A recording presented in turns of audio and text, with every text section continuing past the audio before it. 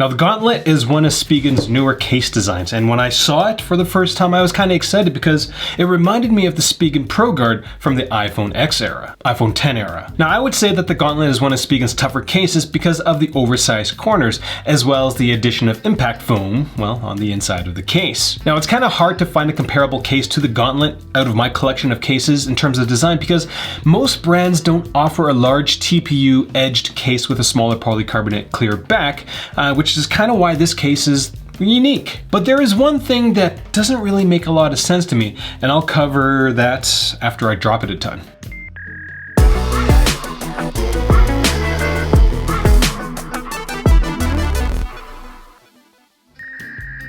At MobileReviewsEh, Monty and I base all our reviews on actual usage, and that usage forms the basis of, well, all our reviews. Matching tie colors. Now after we figure out, you know, the usage, then we layer on the Monty factor. You know, the fluffy, brown-eyed, buttery smooth, slow motion, hair blowing in the wind Monty factor. Now when it comes to design, the Gauntlet is wider than your average case because, well, it's got big corners. It looks stocky and tough. The design of the corners is kind of what reminds me of the old ProGuard for the iPhone 10. In my opinion, the ProGuard and Reventon from that era were some of Spigen's best cases. The case fits the iPhone relatively well, though I wish the edges of the case were a tad more rigid. The case doesn't slide around as easily like the LifeProof Next does, but honestly, it's still pretty slick. It's not bad, but it's not like grip tight. It's just kind of like medium slickness for the front and the back. The Gauntlet is covered in a variety of textures, so despite the TPU being a little slicker than average, the case won't come flying out of your hand, we'll say much. The TPU on the Gauntlet feels eerily similar to the slick TPU for the AirPod Pro's rugged armor version. TPU is going to hold up after several drops, and the raised back ensures that the drops will have minimal effect on the clear polycarbonate back. I will note that the polycarbonate back on the Gauntlet doesn't show any rainbowing, you know, in normal light, which is what happens for most clear cases. But when you point a clear case, the average clear case, towards a monitor, and I've got my video monitor here, you guys, there we go.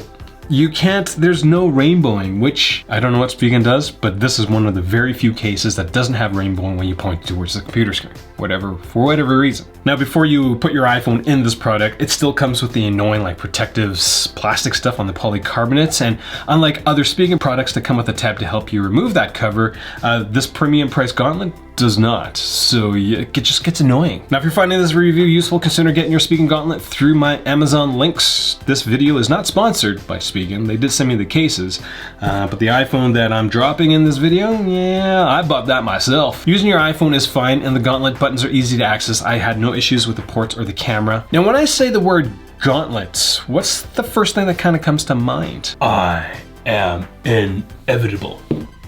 Well, the Spigen Gauntlet isn't as indomitable as Thanos. The edges of the case aren't as rigid as I like them to be, which kind of becomes an issue with dust and debris over time with long-term usage. The camera area is raised, which provides a bit more protection for the lenses, but that really isn't the purpose of the Gauntlet. The Gauntlet's, well, all about the drops, and can it take a drop?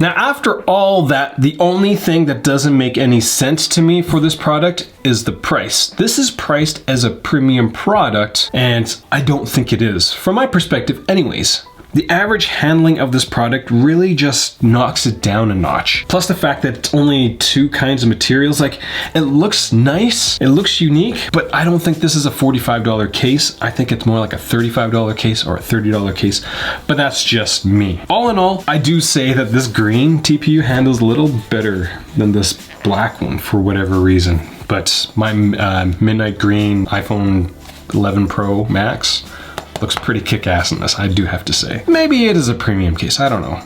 It does look pretty wicked. So that's all I got for this video. If questions, comments, leave them down there. Producing content a lot recently because everyone's in lockdown, so everybody has to do something. Watch my videos. First time watching one of my videos, I do encourage you to click subscribe because all my reviews, again, based on real usage, real buttery Monty factors. Thanks for watching.